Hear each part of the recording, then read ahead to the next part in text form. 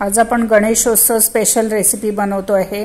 रसमलाई मोदक बघू शकता किती सुंदर झालेले आहे। एकदम टेस्टी असे हे मोदक आहे। एक मोदक मी तुम्हाला आता उचलून दाखवते।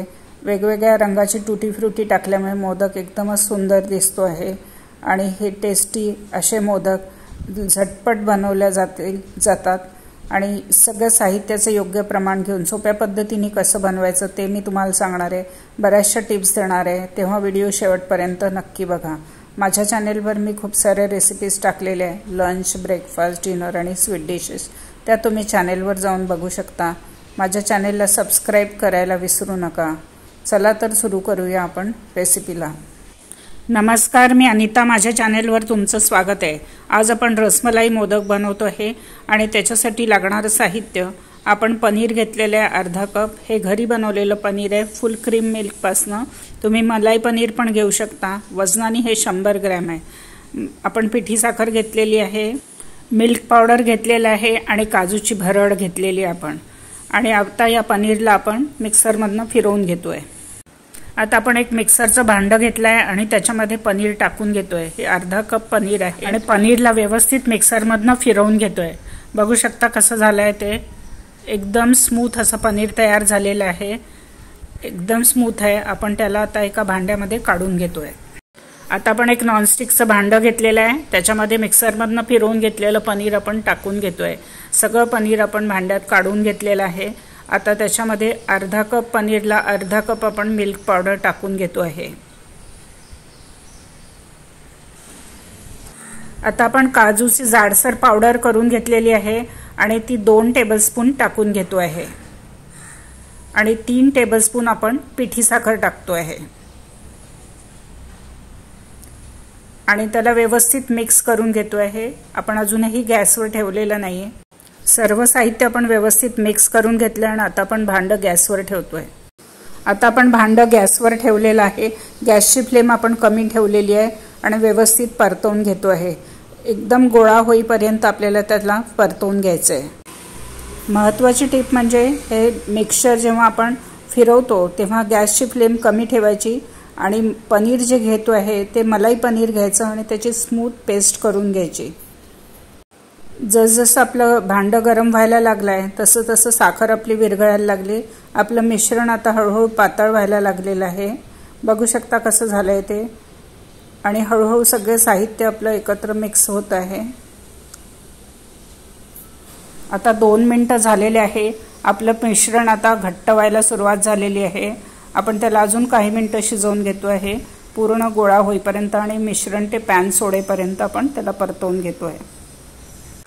आता आपण टोटल 3.5 मिनिटं परतवून घेतलेलं आहे। आपल्या मिश्रणाचा आता गोळा झालेला आहे।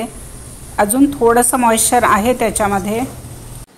आता याच्यामध्ये आपण केसर जे गरम दुधामध्ये आपण भिजत घातलेलं होतं ते टाकून घेतो आहे। त्याने खूप छान रंग येतो आणि टेस्ट पण येते। आणि त्याच्यामध्ये थोडीशी वेलची पावडर टाकून घेतोय आपण। तुम्ही रसमलाई इसेन्स पण टाकू शकता आणि थोडासा येलो कलर पण टाकू शकता। त्याच्यामध्ये आपण थोडेसे ड्रायफ्रूट्स टाकतोय, बदामाचे काप टाकून घेतोय आणि सगळं साहित्य आपण आता व्यवस्थित मिक्स करून घेतोय।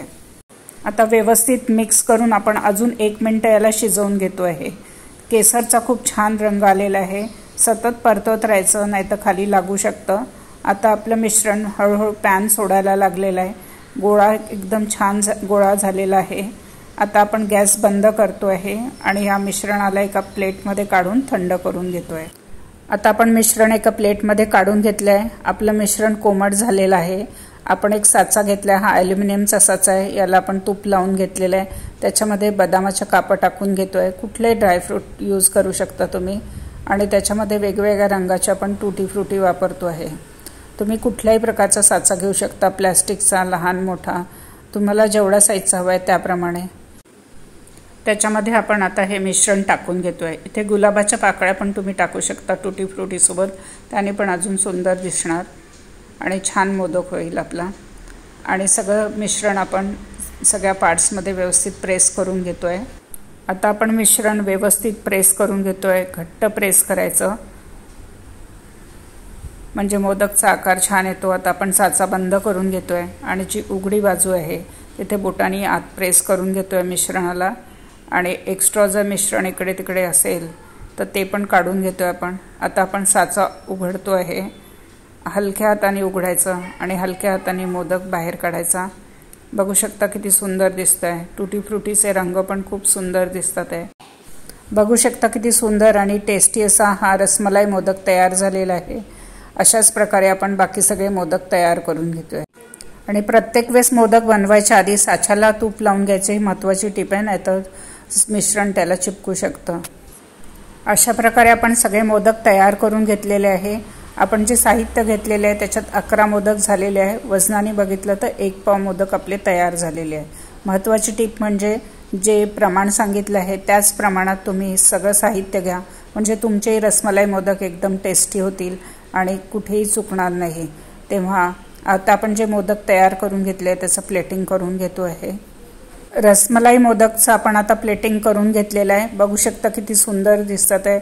एकदम टेस्टी आणि झटपट होणारी रेसिपी आहे। आता एक मोदक मी तुम्हाला उचलून दाखवते। बघा किती सुंदर दिसतोय। टूटी फ्रुटीचे रंग किती सुंदर दिसतात आहे या मोदकमध्ये। आणि हा मोदक तुम्ही नक्की घरी करून बघा आणि ही रेसिपी तुम्हाला कशी वाटली ते कळवायला विसरू नका।